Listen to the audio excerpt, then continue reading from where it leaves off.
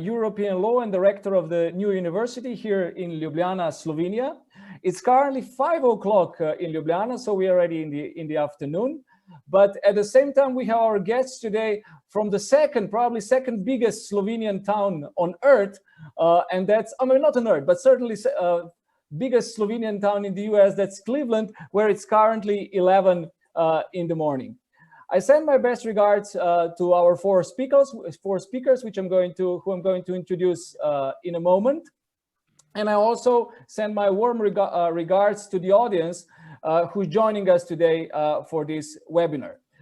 This webinar is going to be dedicated to the election results in the US, to the presidential election results in the US. We do not have the results, the final results yet, so everything is still pretty much up in the air, but we will discuss with our colleagues what this actually means and what this might actually bring for the future, for the US and for the transatlantic relations.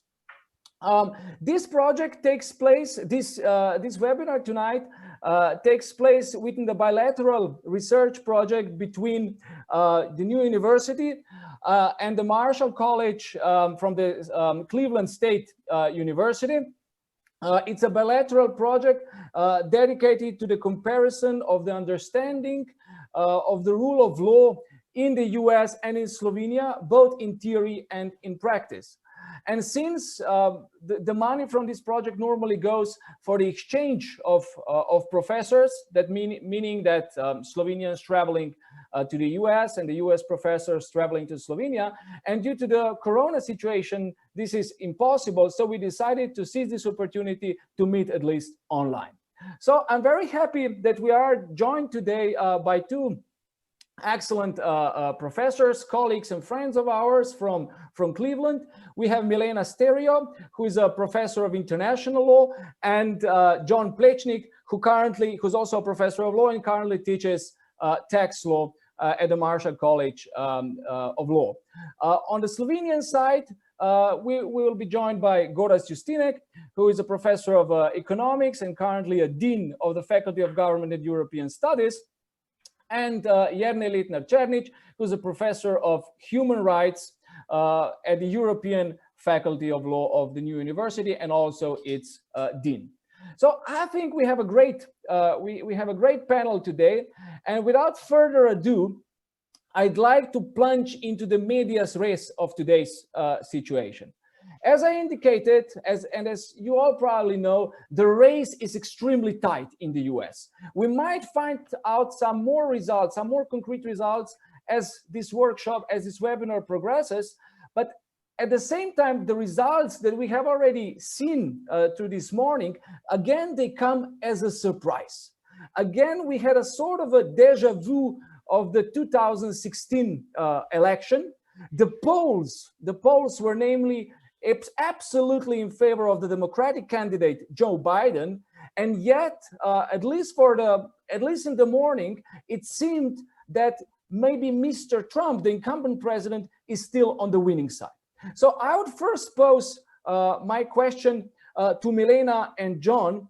Please explain to me and to my audience what has been actually going on in the US during the campaign, and especially what happened yesterday at the ballot boxes. How do you understand the development? Why have the things unfolded as they actually have? Maybe Milena, if you can go first.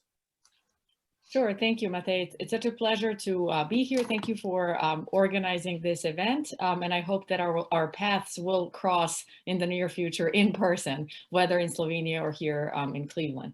So I think the big factor in this election is the pandemic, which has truly affected all of our lives. Because of the pandemic, there has been an unprecedented number of mail-in ballots that have been used. You know, people have throughout our recent history voted by mail, but the number of people voting by mail is drastically higher this time around. And I have to think that that's because of the pandemic, that many people didn't think that it was safe to actually go and vote in person. Our 50 states have different procedures when it comes to counting those mail-in ballots. So in some states, you can start counting the ballots ahead of time, But in some states, you're not allowed to start counting them until election day itself. So for the states where you're not allowed to start counting until the election day itself, it makes it impossible to have the final count on election day. In other words, we're not going to know for another couple of days. The other factor, and this is not related to the pandemic, is that in many of our states, mail-in ballots can legally be counted so long as they're postmarked by election date. So they can arrive a day or 2 or 3 days after. They have to be postmarked by a specific time, like 8 p.m. or whatever it might be on election day.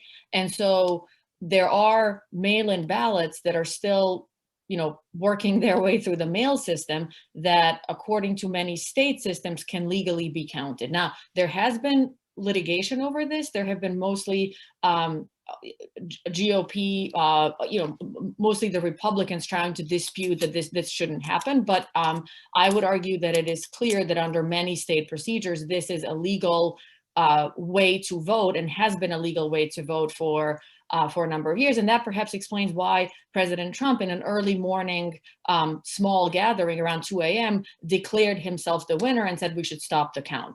I hope that that's not, what happens, because I think we should all agree that whoever is declared the winner should win fair and square under, legal procedures. But one thing that's clear is that, as Matej, as you clearly pointed out, it does seem that the polls were again wrong. The polls had predicted that Joe Biden had a safe lead over incumbent President Trump, and that certainly isn't the case. In other words, whoever wins will win by a very tight margin. And I'm actually on my other screen, I have the results. This is being updated, by the second now. It does look like Joe Biden is ahead by very slim margins in Wisconsin, in Michigan, in Arizona, in Nevada. It does look like President Trump is in the lead in Pennsylvania, but Pennsylvania is one of these states where there are going to be mail-in ballots coming in over the next few days. But the one thing that we do know is if the Biden campaign hopes that they could win battleground states like Ohio, our own state, or Florida, or even North Carolina. North Carolina hasn't been called yet, but it looks like President Trump is going to win. That certainly hasn't happened. So in other words, the polls were definitely wrong. Joe Biden does seem to be in the lead as of right now, but the margins are so incredibly slim that I don't think that we will know for another couple of days. Thank you, Milena. So, John, how do you see that? Why have the polls been wrong again? I mean, is there a case that there is such a concept of an invisible voter, a voter that doesn't want to present his or her views in the polls? They hide their true opinion about Trump. How do you see this entire situation? So looking at the polls first, there's one fundamental reason why they're wrong, which is that every poll requires you to adjust the ultimate percentages based on turnout expectations. So what pollsters don't like to tell you is there's always a guess element in every poll, because you are adjusting for turnout, for what percentage of Republicans versus Democrats, for what percentage of Slovenians versus Croatians versus Hispanics versus anyone else. Although they probably might not measure Slovenians and Croatians as carefully in the United States. They probably just group us in as Eastern Europeans if we're lucky. So there's that element of guesswork that's always there. And clearly that element of adjusting for different percentages was way, way, way off. Now, why is that element so off? I think that that's the question that we're posing in a little bit of more scholarly way. And it's pretty remarkable how off it is, given that the mistakes seem to be comparable to those in 2016, which you would think that there would be adjustments for. And I can tell you, being on the Republican end of the force, there is a lot of suspicion that many of the major media outlets and the polling operations wanted to suppress the vote on election day by convincing people that the race was so far gone, what's the point in voting? Because your candidates can't win, so you may as well stay home. And everyone knew that the early vote and the mail-in vote would probably be substantially more Democratic, whereas election day would be substantially more Republican. And that's a trend that has held up pretty consistently in the United States. Republicans tend to vote on election day. Democrats tend to vote more predominantly via the mail or early. And so I think that there's that theory. I'm not saying it's necessarily true, but it's something that we have to bear in mind because the polls are so wrong. You can't explain it as a minor mistake. And the possibility that the pollsters themselves were either caught in an echo chamber or wanted to make a statement has to be considered, because this is not a small mistake, it's a big mistake. I would say that Milena is absolutely right that we're not likely to know the results for a while. Ohio actually is one of those states that allows you to count any ballots that are postmarked as of the day before Election Day. So it's a rule we've had for a long time. We haven't had any issues with it. But there's no question that you're going to see, if these races in Pennsylvania, Wisconsin, Michigan come down to a couple hundred votes, there's going to be thousands of lawyers on both sides arguing over every single ballot. So we won't have hanging chads because we're not punching holes in ballots anymore, but it's very likely that we're going to be debating over provisional ballots. Was this postmark valid? You know, is this selection clear? If it's close enough. So I think everyone's privately hoping it's not that close and that we'll get a resolution that's clear enough that it won't be necessary.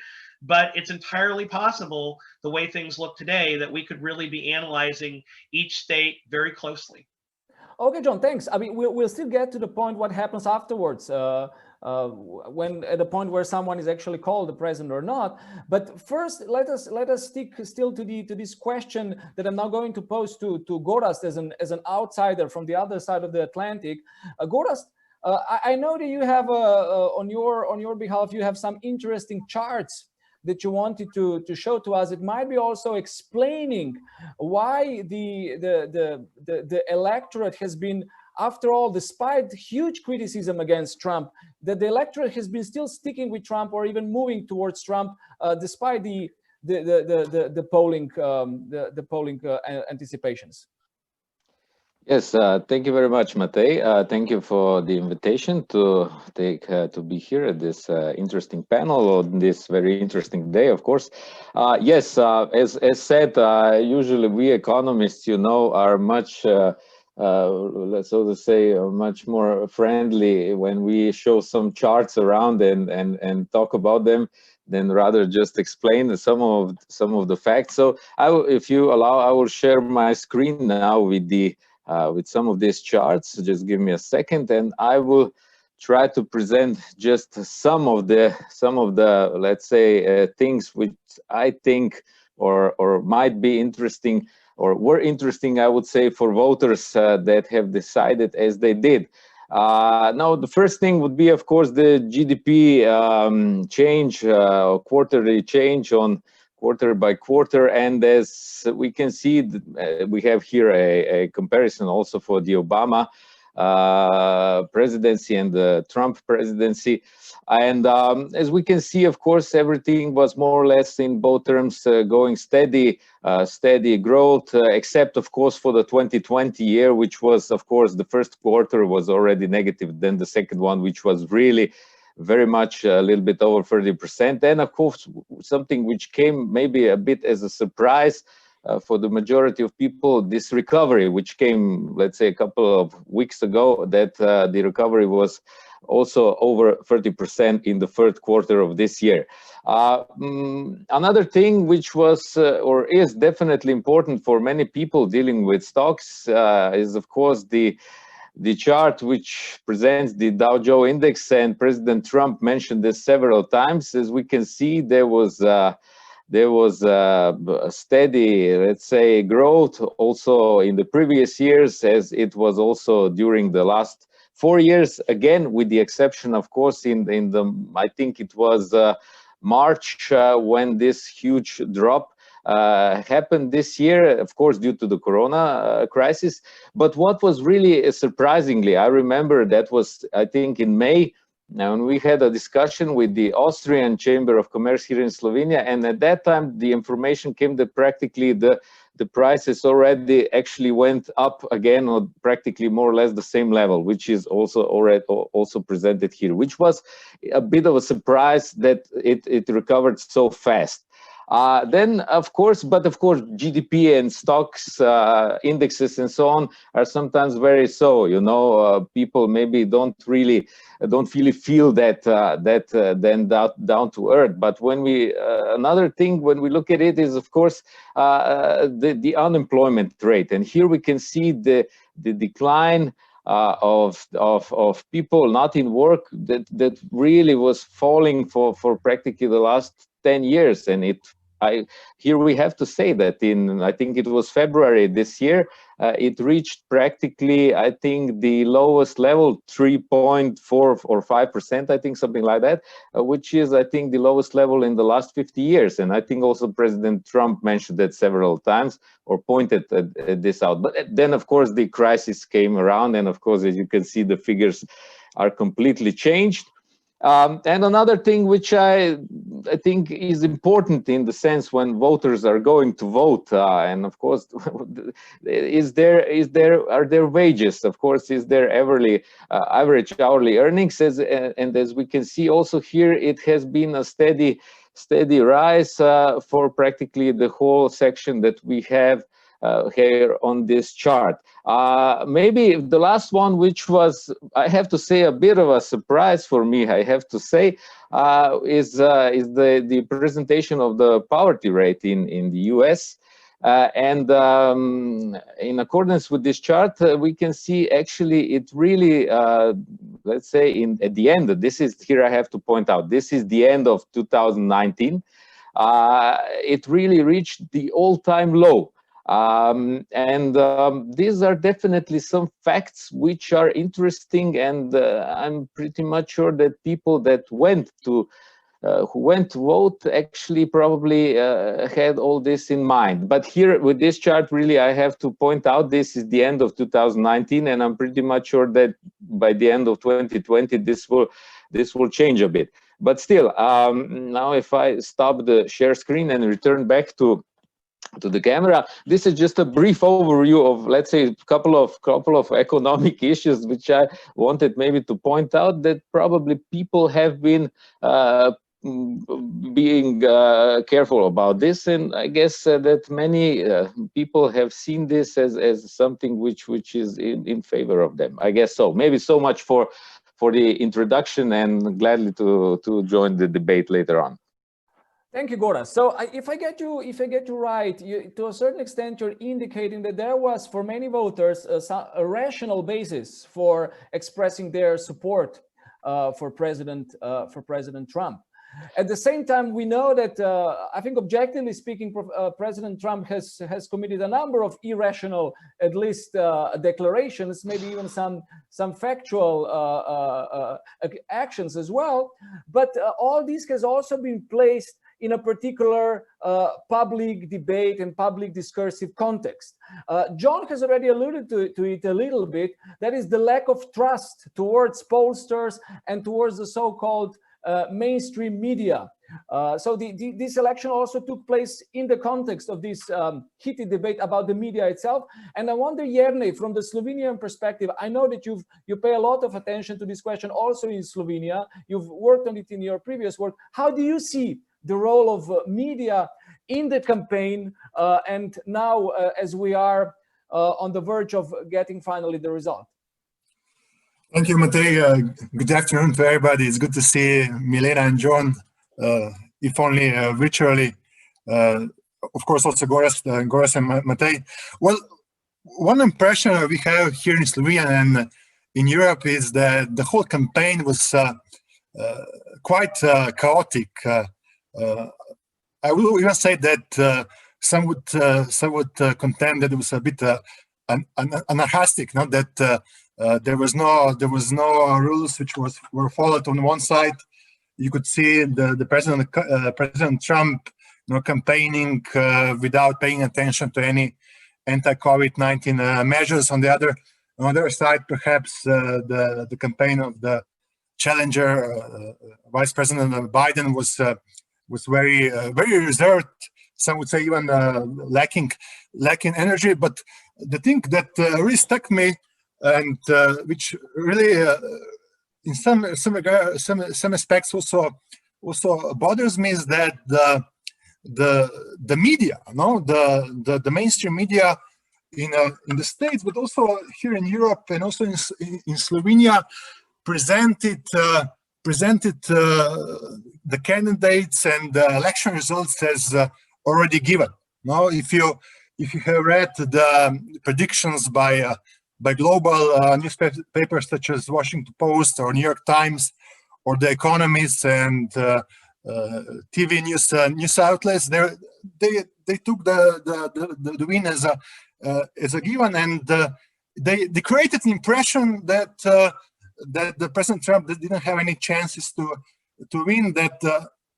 And also that the supporters of the President Trump are not to be trusted. That there are even in some instances, in some opinion nets, some commentators alluded to the supporters of President Trump as one would say a secondary citizens.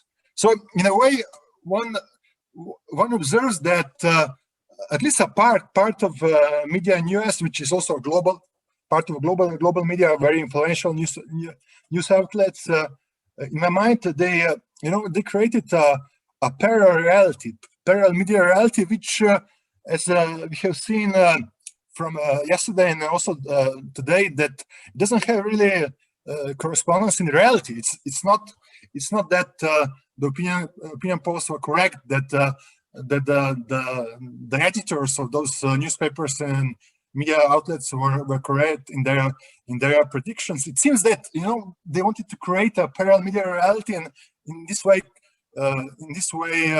also influence public opinion. And this is of course a practice which is not only accustomed to the United States, but which we also seen in Slovenia and other European countries, where certain media outlets want to create a parallel reality in order to advance their political, but sometimes also financial interests. And that in a way show that their predictions and their creation reality, it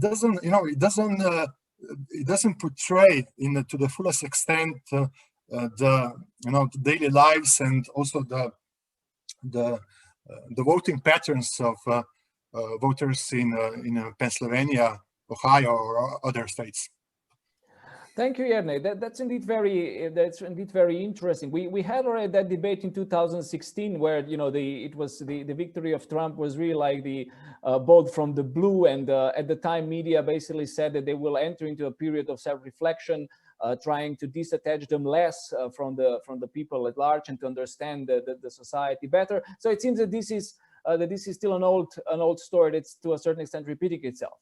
But we have to move on, and before I have a second set of questions. But before we move on, let me seize this opportunity also to invite our audience to use the chat room and pose the questions that I will be then able to transmit to my guests. But now the second question, we come to, unfortunately, it will be the debate which follows now. It will be a little bit hypothetical. It will be a little bit speculative, because we do not know the results. But still, I really wonder what comes now. What's next?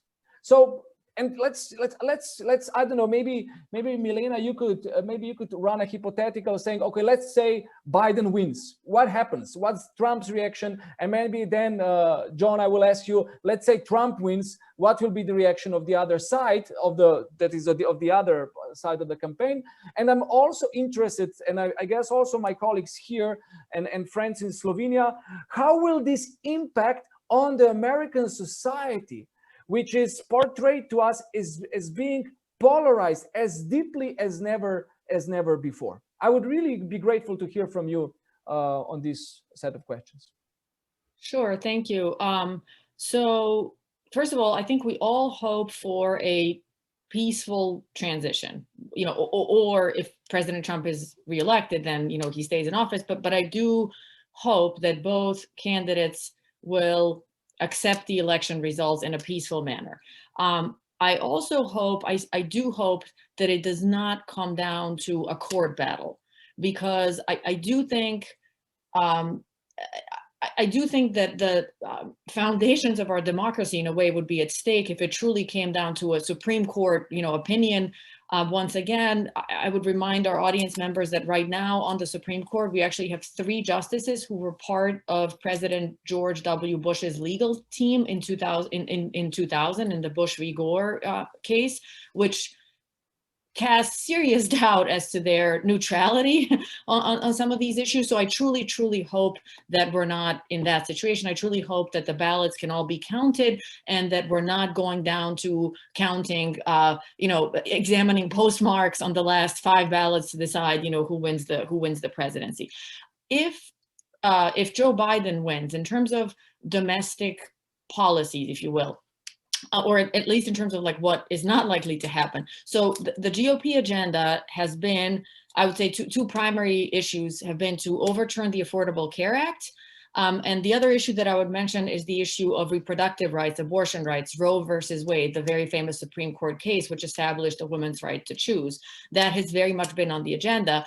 I do think that if President Trump is reelected, I do think that those issues, come back. And actually, there's a Supreme Court right now about the Affordable Care Act. So that I think we'll know regardless of the outcome of the election. But I do think that if Joe Biden is elected, then, we won't see the same efforts to overturn the Affordable Care Act or to try to overturn Roe versus Wade. Another issue that's really very heavily present here in the United States is the issue of gay rights. We have this Supreme Court case called Obergefell that also could be on the chopping block, if you will, if there's if President Trump is reelected and if that agenda is pursued. And then another domestic issue that is clearly very important to people is taxes. Candidate Joe Biden has been clear that his tax proposal is to raise taxes on those who make $400,000 or more. That is never a popular strategy on the GOP side. So, it is unlikely that would take place. But I think those are some, important domestic issues that I think, could change depending on the outcome of the presidential election. Although I would add that it looks like the House of Representatives is going to stay majority Democrat and that the Senate is going to stay majority Republican, which does constrain whoever is elected. In other words, there won't be a clear majority of, let's say, Republicans or Democrats in the executive branch and also in the legislative, which has resulted in gridlock over the past several years. And I think that unfortunately the gridlock is likely to continue. So the checks and balances will basically stay in place, also thanks to the electoral result. But do you think that in case Mr. Trump wins, that the Democratic Party will also seek refuge in the courts and contest that win in the courts? Just briefly. I mean, that avenue of going to the courts to contest has been sort of announced. Like President Trump himself said he would do that, right? He said at 2 a.m., he said, we're going to the court and we're going to ask that the vote be stopped. I haven't seen that as announced on the Democratic side. I guess anything is possible, right? But I think because as John said, most mail-in ballots tend to be Democratic voters, most day of election votes tend to be GOP voters. I don't see that as a good strategy on the Democratic side, right? So to be just pragmatic about it, to acknowledge the reality of this is to say that, the GOP side, there's a reason why President Trump wants the vote to stop, right? And there's a reason why the Democrats don't. So I don't see it happening on the Democratic side, but I think it's aligned with, how those ballots are likely to come in. John, what do you think? What will happen if Trump is eventually reelected? How will this impact on the American society, politics, and what will be the reaction of the Democratic Party? Well, I think that we have a pretty good view of what will happen in a second Trump term because it'll be a lot like the first. I think you're going to see a continuation of his first term. And if you like that, you're going to love what comes next. If you didn't, you won't. I think we know what we get with President Trump. I also think, though, that regardless of who the president is, Millen is right. It's very clear that the House is going to stay in the hands of the Democratic Party. The Senate is very likely to stay in the hands of the Republican Party. She used the word gridlock. You used the word checks and balances. But I think that Professor Justinek might add to this. But most economists and most prognosticators in the market say gridlock is good. The truth of the matter is, more often than not, when government gets involved involved, it results in problems for the market and for business. So if you ask most major investors, do you want all one party or all the other? They usually say, we want gridlock because government out of our business, government busy fighting itself is better than when they have time to push an agenda, whether it's Republican or Democrat. So I actually think that divided government is something that a lot of people want to see on the business and economics end.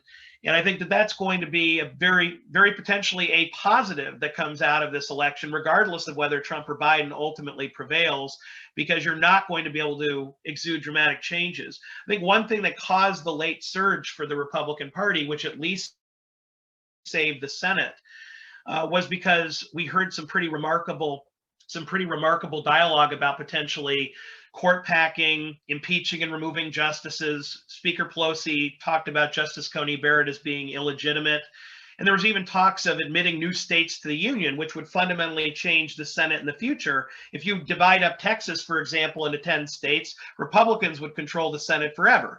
If you divided up California into 10 states or add in DC, Democrats would control the Senate forever. And no one's ever even attempted to do that because it would be so violative of the norms that we've had in our society since the Constitution, even though there's nothing in the Constitution to stop them. That I think that really caused voters to say, put on the brakes here. We don't want to hand the country over to the Democrats or the Republicans forever. So when one party starts talking about changing things so that they can be in permanent control, I think it makes Americans very nervous. And ironically, I think it may have caused the late surge. So another question which pops to mind is, of course, why this concern about the voting by mail, right? The very association that, that there is something wrong with it. There is this undertone that thanks to the election by mail, this election might not be fair. It might be even stolen. And I just came across quite a provocative, I have to say, tweet by the Slovenian Prime Minister, who had already congratulated Mr. Trump this very early morning before any kind of result was known. But he himself in this tweet now likened the American counting of ballots to Milosevic's attempt of winning 120%.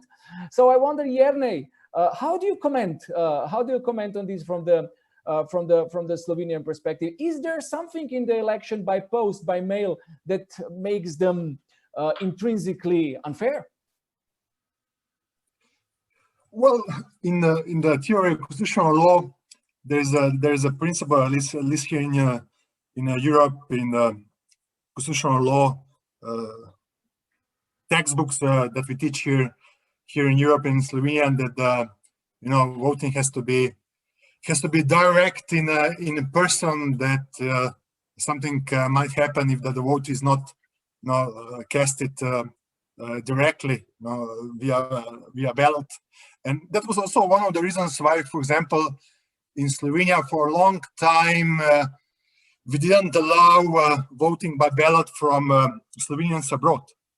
So only from, if I'm not mistaken, 2006, for example, Slovenians in Ohio can cast their ballots by mail at Slovenian election. So that perhaps may be a concern of the fairness of this voting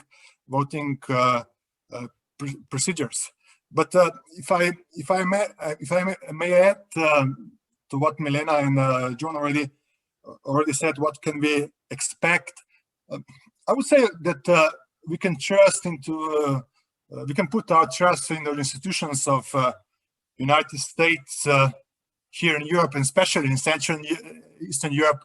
We take United States institutions as a good example of institutions that are strong, that they have integrity, that they are fair, that people who work, that they are honest, that they apply rule of law. And in any event, I would say that the rule of law at the end will prevail, as it did, in 2000, when there was a dispute between Bush Jr. and Gore, or even in the case of another disputed election concerning one former president from the from Ohio, Rutherford Hayes in the 19th century, where also the race was tied, but then the institutions solved that. So I guess one could also say that President Trump places mistrust into the institutions by saying that he will go to the Supreme Court, that he will challenge the results. But in a way, the courts are there just for this purpose, to solve also electoral disputes. And again, I'm sure that rule of law will prevail at the end. Matej, could I jump in on the issue of mail-in ballots? Because I think that people often conflate different things. We have absentee ballots, which in conventional American terms means you send a request asking for a ballot, and then a ballot is sent to you. And we have that practice in Ohio, but there are other states that simply mail out a ballot to every single voter, and they have the option of then filling it out and returning it. And I think the latter is what President Trump and the Republican Party in general expressed their concern with, because it's a lot easier to get a hold of these excess ballots, many of which are never used because the people choose to vote in person. They've moved, they're at a different address, and so it's misdelivered. And so the practice of harvesting those ballots and potentially using them is much easier. Now, people debate how prevalent that is. That's not something we'll resolve on this discussion. But you can see that where there's a lot more ballots floating around potentially if you mail every single voter a ballot, whether they ask for one or not, because our voter rolls certainly include people who've moved, who've died. And if you're able to get a hold of those ballots, say at an apartment building where most of them end up in the garbage, you could potentially do some damage if voter fraud is something you wanted to accomplish. Absentee ballots are a lot harder to manipulate because the voter has to affirmatively request them. And so I think you see a lot less risk with those ballots potentially. But even there, a concern that's raised is ballot harvesting, where you frankly have seen, and I've seen this in local elections, so I know it happens. Although whether it happens on the scale that could affect a presidential election, I don't pretend to be a pollster, and frankly, I wouldn't want to pretend to be one today. I can tell you I have seen where people will go to elderly individuals and attempt to get them to vote their ballot and then personally return 10 or 20 or 30 ballots themselves, which is why Ohio law specifically says that only a near relative can return your ballot for you, because you don't want, say, the mayor's secretary or an elected official to go around and get 30 or 40 or 100 ballots. 100 ballots probably won't change a presidential election. It does cause concern more so in local races. And I think that those are the issues that are raised when people talk about potential issues with voting by mail. But I think the biggest concern is in states where they're mailed out to all voters regardless of request, what happens to the ballots that go to people who aren't using them? Are they abused or not? That's an empirical question. Well, thank you, John, for this clarification. I think it's an important point, though I would really hope that as I would like to join Jerne in trusting the American state and the American people, and also in some sort of an trust in the well-ordered society, the abuses of that type shouldn't occur. We have two very, very interesting questions that have been posed by our audience, and when we as I'm going to pose them, I'm going to move the ball again in the court of our two American friends. But before I do so, I still like to go to the camp of our exclusive economist, and that's Gorazd. And Gorazd, there was one interesting thing going on in this campaign. Following the media, the mainstream interpretation has been that the COVID epidemic has worked against President Trump. But today, this morning, I read it was a semi-hidden argument in one of the articles of New York Times, pointing out that maybe eventually this surge in the support of President Trump could also be explained by the fact that he deliberately downplayed the effects of the pandemic, and that his campaign was read as someone who wanted to simply say, this time not America first, but money first. So we prioritize money. We will get somehow rid of the pandemic, whatever its toll it is eventually. But let's open up and let's pursue our economic development. What do you make of that? Well, yeah, very interesting. Let's say point. I would say that yes. Well, not if we would go to that idea of not the people first, not I don't know what first, but let's say economy first. Could be it. But what I wanted to present before with my charts was definitely not this that. For the relatively good successes of the last, let's say, 3 years, economic successes, of course, we cannot completely say yes, this is the administration did all that, because we have to be aware of the global environment, economic environment, which was good during these three years. And the same is, of course, with this year. I mean, if we take a look at the global GDPs and all the charts for the global, let's say, global economies, we can see similar reactions, despite that some countries went for lockdowns, implemented many measures, while on the other side, there were many other countries that, like Sweden, that has not introduced, at least in the springtime, any hard lockdowns and so on. But at the end of the day, economic consequences were very similar and so on. So, I mean, it's really, in a way, hard to say how could that affect one or the other side.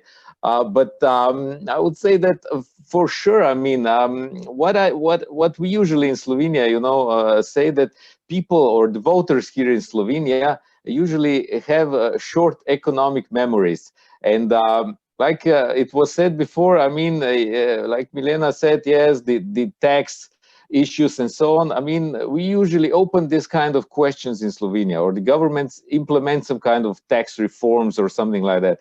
But in 2 years, usually, when the next voting comes around, or the next process is in the next government is in the process to come in the office, people usually forget already about that. It was similar with our VAT and so on, which everybody probably already forget that it was a measure implemented during the last crisis, but we still have it, after 10 years and so on. So I would say that at the end of the day, I think, or I would go here for this, that at the end of the day, America, at least if I'm informed right, did not implement any, let's say, federal measures in regard of the corona crisis, but was more or less everything left up to the governors, or let's say the states, to implement measures or of any kind. And by doing so, also there was a lot of freedom, how to say, was left to certain states to act as they thought was the best for them. And maybe that was also one of the issues that was important in for the people. Excellent. I mean, now this last answer of yours actually links back nicely to the question that's been posed to us, and that question is interested in an average American voter, if there is such a thing out there. And a member of the audience wonders, so who is an average American voter, and on what basis he or she makes decisions? Based on emotions, previous experiences, knowledge, ideology, and has the basis for decision changed maybe for this particular election? Milena, what do you think? Oh, that's a great question. And let me begin by a quote by Winston Churchill, who said that the best argument against democracy was a conversation with an average voter. And frankly, we see this not just in the US, but everywhere, and in the United States, for example, we've seen in the media people who are interviewed who are like, well, in 2008, I voted for Obama, but then in 2012, I voted for Romney, but then I voted for Trump, but now I'm going to vote for Bernie Sanders, and when you hear things like that, you have to think that people are voting based on emotion, not based on policy issues. Now, you would like to hope that that's the minority voter, right? But I don't know that that's, I don't know that that's the case. And I think here in the United States, I think the different, the United States is really a continent, not a country. It's such a large territory that I do think that things vary drastically from region to region. And I think that there are things that are important to some voters and not important to others. So for example, the issue, I mentioned abortion rights, right? it tends to be an issue that's more important for women than for men. I'm speaking generally, you know, obviously there are exceptions to this, right? But it just tends to be an issue that you know, for obvious reasons is more important to women than to men. Things like, for example, gay rights or the protection of the environment, I think tend to be more important for younger voters than for older voters, right? Things like the economy, the stock market, tend to be more important to people who are wealthier. You know, the stock market, you know, Professor Dean Ustinek mentioned the stock market, you know, it is certainly an important measure, but only a small minority of Americans actually participate in the stock market. The vast majority of Americans have no investments in the stock market. And so, you know, it might not be such an important issue to them, right? Or they should realize, you know, like that they should understand that, you know, it doesn't affect them directly. Now, you know, there are all these arguments, more globally speaking, about the economy, and the GOP argument since the Reagan era has been like this issue of trickle-down economics, that the wealth trickles down. But frankly, I'm not sure that that's the case. But, you know, leave that as it may be. You know, I think the answer is just that different things seem to matter to different voters. And I think that in the United States, there's this large disconnect between urban areas and rural areas. And I think if you look at our maps, if you look at, for example, all the states and you see the county votes coming in, you see the urban counties, you see them blue, and you see the rural counties coming in as red. And I think that's you know, that's true for almost every American state. And so it's just that, you know, in some states you have more voters in urban areas, so the votes, you know, like, I don't know, the Miami-Dade, for example, county has millions of people, but some very small rural county, northern Florida, only has a small number of votes. But if you look at, for example, Florida, you see 3-4 large blue counties, which tend to be the urban areas, and then you see the rest of Florida, which is really red. So I think there's this tremendous disconnect in the United States, and I think, if anything, this election shows that the United States is a very deeply divided country between, you know, the two candidates and between the two different sets of policies. John, what do you make of this? Would you like to add anything to what Milena has said? Absolutely. Absolutely. So who is the average voter? I'll agree with Milena that it's hard to create a stereotype of the average American voter. It would be easier to say who's the average Republican versus the average Democrat voter, because I think we saw a much smaller swing vote, a much smaller group of people who are really open to hearing from either side and making a decision last minute on election day than we've seen in the past. And I think the average Republican voted for Trump. The average Democrat voted for Biden, even if, frankly, a lot of Democrats were very dissatisfied with Joe Biden. A lot of Republicans were very dissatisfied with Donald Trump, but they voted their party. So I think that the average voter is a lot more inclined to vote with their side, even if they disagree with the candidate on some issues, even if they don't like the candidate personally, a lot more so than in the past. And it takes a lot of work to take a group of voters and realign them. I mean, one of the last major realignments were kind of the conservative Democrats, which were referred to as the Reagan Democrats, because he pulled them over, which gave him his landslide wins and kind of reshaped politics for a generation. I don't know that we can say anything about this election yet in terms of whether one demographic group shifted in a major way, but I think that it's much harder to take a group of voters and take them out of their party and move them to the other. I think we've seen a lot more stability there. Thank you. Now, I mean, I realized I wouldn't need to prepare for this webinar today at all, because my audience is guiding me now into the last camp of our questions, and this is the foreign policy implications, the global outlook. We have two members of our audience posing questions about the following: if President Trump wins a second mandate, what does that mean for Americans? We discussed this. What does this mean for Latin America and the Caribbean, for the EU versus the UK relations and the global affairs at large? And a similar question, of course, relates to the American attitude towards Russia and China. Maybe John, since you just finished, you go first, and then we pass the word to Milena, Jerne, and then at the end to Goras, who's also our expert in international affairs. Well, my first reaction to that question is probably the biggest policy difference is going to be with respect to China. I mean, President Trump, more so than any American president, has used tariffs and other foreign policy devices to push back on what he perceives as unfair policies from China, to try to bring manufacturing and other jobs back in the United States. People dispute whether those tariffs are effective. You know, Vice President Joe Biden referred to it as a trade war. I think so did Kamala Harris, and view it as a negative. And so I think it's safe to say that you're going to see kind of a tougher, I'm not sure if that's the best word, but a more adversarial relationship with China between a Trump administration than a Biden, where I think you're more likely to see pullback and go to policies similar to those that we saw with President Obama and even President Bush before him, if Biden were able to win here. And I think the same is true with Latin America, Canada. I mean, the big shift in policy in the last 4 years has been to go from NAFTA to the new trade agreements in the USMCA, which have been very focused on trying to keep industry and jobs in the United States, possibly at the expense of trade.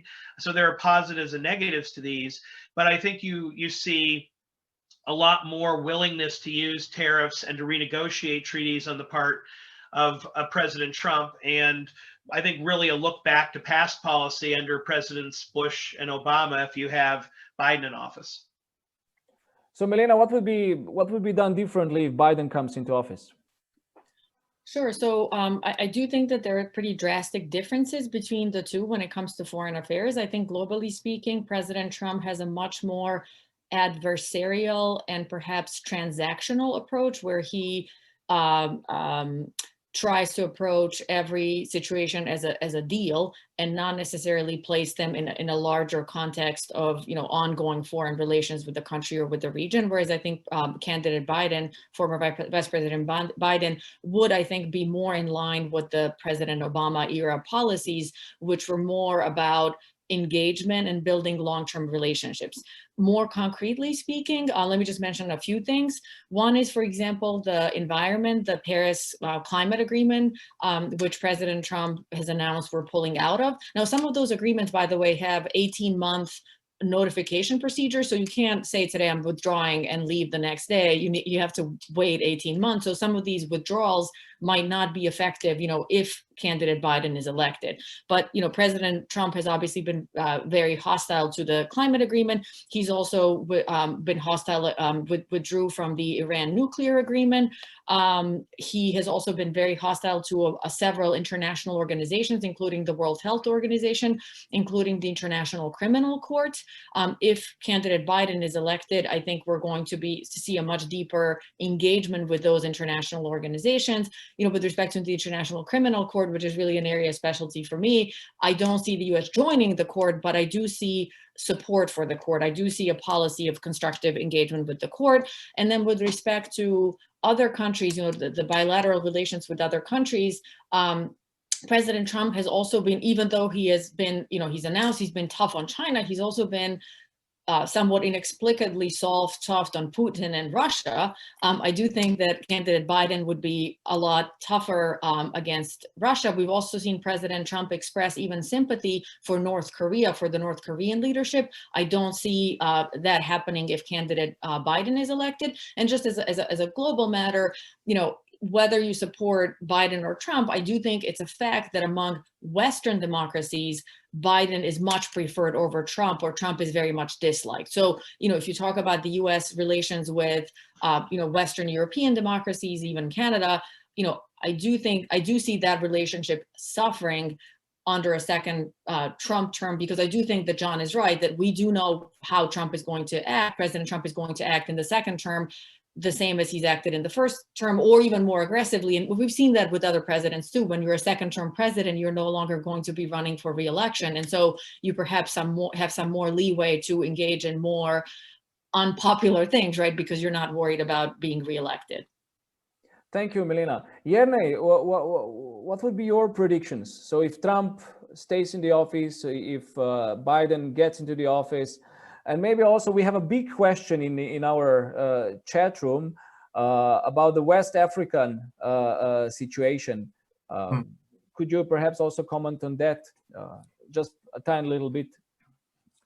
Sure. I mean, one of the features of the Trump foreign policy in the last 4 years has been perhaps more realist approach to international community and international relations, to international law.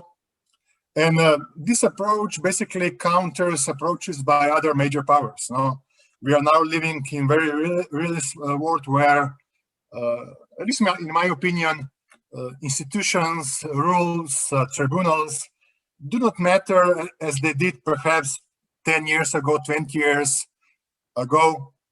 Just think of foreign policy of Russian Federation or People's Republic of China. They're very realist, you know. So the law is less important. The more important is the power, no. And in this world, and here I'm also trying to answer some of the question. Of course, the question for us here, all of us here in Europe or in West Africa or in Russia is what kind of United States we want, what kind of foreign policy we want in these aspects. And in a realist world, of course, the answer is we want a powerful United States. We want a United States which promotes rule of law, strong institutions, human rights, as United States have done so in the past decades. Now we want a United States which promotes rule of law and fairness in electoral process in West Africa. We also want United States here in Europe, which will be a counterbalance, for example, to Russian Federation. We all know that the Russian Federation, its governments and networks around President Putin have been involved in elections in elections around Europe since 2013, 2014, including Brexit. No, one of the reasons that Brexit happened, majority of commentators say that is because of financial contribution, alleged financial contribution by Russian government. So in this world, which is chaotic, which is anarchic, we need a country, we need the United States, which will be powerful and which will promote rule of law, human rights, and democratic institutions. And of course, we need, United States which will have equal standards for all, because we have seen in the last four years that perhaps the Trump administration used double standards as regards some countries, for example, in Central Europe, concerning rule of law and human rights, but it used the same rhetoric concerning the status of Hong Kong and freedoms which are oppressed in Hong Kong. So I wouldn't say that there will be much difference between the Biden and Trump administration. Whoever wins, I would agree with John that perhaps the policy towards China will change. Perhaps the only difference will be that Trump administration will try to go forward with this realist approach and also mixed it with the idealist approach to international law, international relations. We have seen this year that Trump has engineered the starting of diplomatic relations between Israel and United Arab Emirates, Kosovo, and Israel. And of course, this is an example of idealist approach to international community. So what we here in Slovenia, but perhaps also around the world, wish is that there is the United States a strong power, a strong power which will, convincingly advocate for the values of liberal democracy, constitutional democracy, rule of law, and which will, position themselves strongly against other major powers in international relations. Okay, let us hope that these wishes are realistic and not just wishful thinking. But Gorazd, we do disagree about many things, but we do agree about something, that the policy so far carried out by Mr. Trump in the international arena went against the liberal intergovernmentalism, the multilateral world order that we established, not to us, but that the Western civilization established after the Second World War. How do you see the president's mandate carried out so far, and what follows if he stays in power? But very briefly, because we are running out of time. Yes, thanks.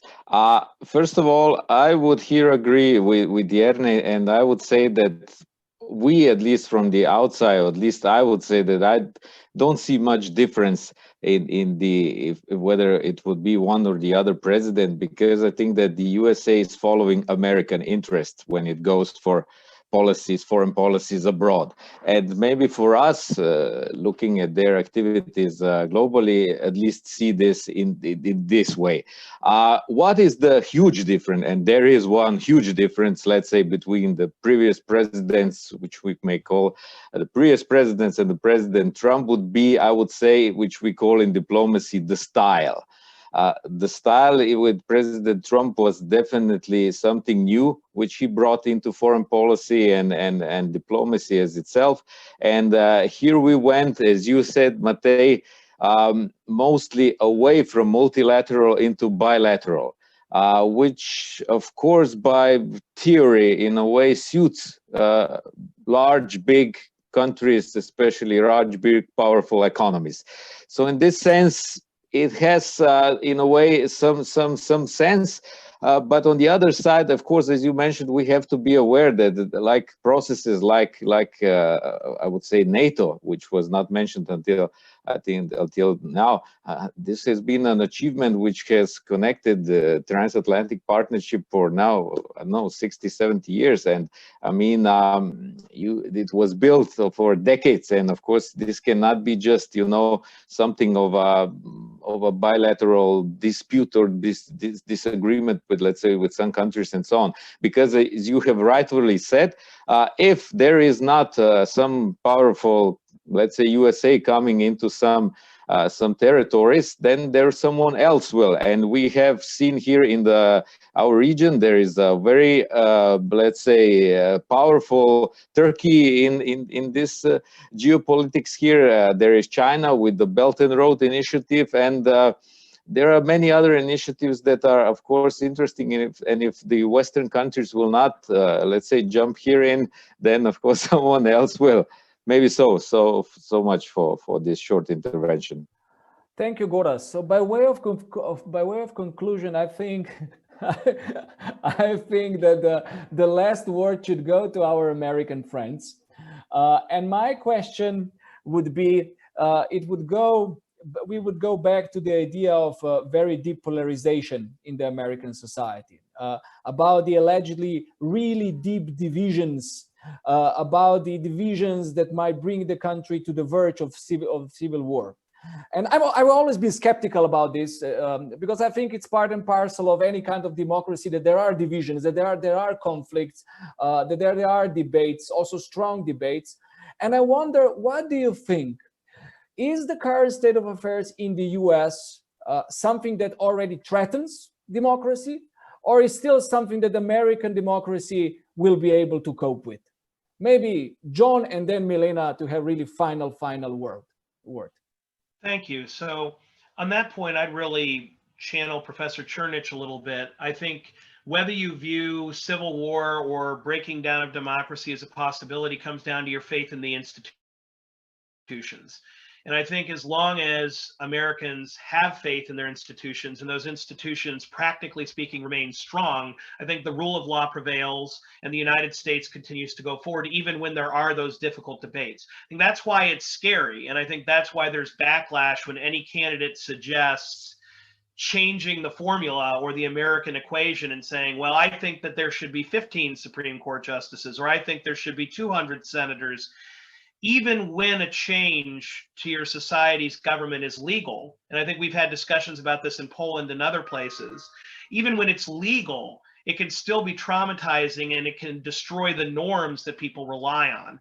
And so I guess my closing statement would be, I think we are best able to come together as a country when we agree, even after the hottest debate, that we keep the rules. We don't change the way the Senate filibusters. And I think when we have changed that, both Republicans and Democrats, we did damage to our form of democracy. And when we suggest changing things further, I think we risk going further down that road. I don't think we're anywhere near a civil war. I think that that's election year bombastic talk. But I do think it's concerning, whether it's Trump or Biden, Republicans or Democrats, when people say, I can't win under the current rules, I want to change them. I think that's where you see things get incredibly divisive. Because if there's one thing I believe the average American does want and will fight for, it's to have the ability every 2 to 4 years to completely clean the slate. They want to be able to choose their leaders, hold them accountable. They want them to have that anxiety and nervousness that if they don't meet the will of the people, they'll be gone. Whenever anybody suggests a methodology where they could never lose or their party would be permanently ascendant, I think that's what Americans push back on the hardest. Thank you, John. Milena. Sure. So while I agree with you that, the concerns about like a civil war or, such depolarization that it would lead to massive unrest, I think that's probably unfounded. At the same time, I would mention two things. One is that no matter how you feel about President Trump, I think almost everybody would acknowledge that he is a deeply non-traditional president and that he is a very polarizing president. That, and I have to blame his rhetoric for that, because we haven't seen this kind of tweeting and this kind of rhetoric from any presidents in the past. We haven't seen presidents at 2 a.m. saying, I've won all these states, right? I mean, that's just, and thank you for sharing this about the Slovenian prime minister, because I guess, there was some support for that, but, that is deeply troubling to me, and I think it's deeply troubling to many Americans. So no matter if you support him or you don't support him, I think that most people acknowledge that he is a very, that he's not a unifying type of president, right? So I think that is definitely an issue, and if he remains in office, that will remain to be an issue. And then the other thing is about institutions. I do think that there is a deep issue of legitimacy going to our Supreme Court right now, and I think it starts with the 2016 fact that the Senate majority refused to even have hearings about Merrick Garland, who was a candidate nominated by President Obama in April of an election year. And then fast forward to 2020, and we see now Justice Barrett confirm when Justice Ginsburg passed away in September at a time, and you have confirmation hearings taking place during the election, basically, right? So that I think is very unfortunate. It casts shadows of illegitimacy over the Supreme Court. And as I mentioned earlier today, if it came down to we're going to have the Supreme Court decide who the winner is, we have 3 justices there who were part of the Bush legal team in the year 2000 in the Bush v. Gore litigation. And I do think that that's very troubling. So this very discussion about expanding the number of seats on the Supreme Court, whether that's good or bad, it goes to show you that I think many Americans now have a lack of trust in our Supreme Court. And our whole system of separation of powers, checks and balances is premised on these 3 different branches of government. The most fun, not the most fun, but one of them being the judiciary and the Supreme Court being the most important institution there. If people don't have trust in the Supreme Court, I do think that is a hugely important issue. Now, the difficult question then is what do you do about that? So I guess one approach is to expand the number of seats. Another approach might be to have term limits on the Supreme Court justices, so they don't serve for life, they only serve for a number of years. There are other ideas that have been debated, but I do think that that's an important issue that we have as of today, and that I think is likely to remain with us for the near future. Thank you, Milena, and thank you everyone for being with us tonight, this afternoon, this morning, the 13th afternoon on the other side of the Atlantic. I do not want to sound self-celebratory, but I think this really was a very good debate. I really enjoyed it a lot. it would still could go on and on and on, and especially because there are really interesting times ahead. Interesting in this proverbial English way of saying it, that means also hard, difficult, complex times are in front of us. American democracy is to a certain extent under stress. It's faced by huge challenges. Somebody wrote somewhere that what's happening in the US always come to Europe, albeit with some delay. So I think this was also very informative for our European audience. Thanks to COVID, we were able to have this workshop here online. I think we all mutually enjoyed our presence. I thank you once again, and I'm sure we'll be soon in touch, and you coming to Slovenia and we are visiting you in the US. We'll see who will win. We still need a fortune teller for that at the moment, but I think things will clarify in due course, hopefully by the end of the week. Thank you very much for tonight, and see you soon. Bye-bye. Thank you. Bye.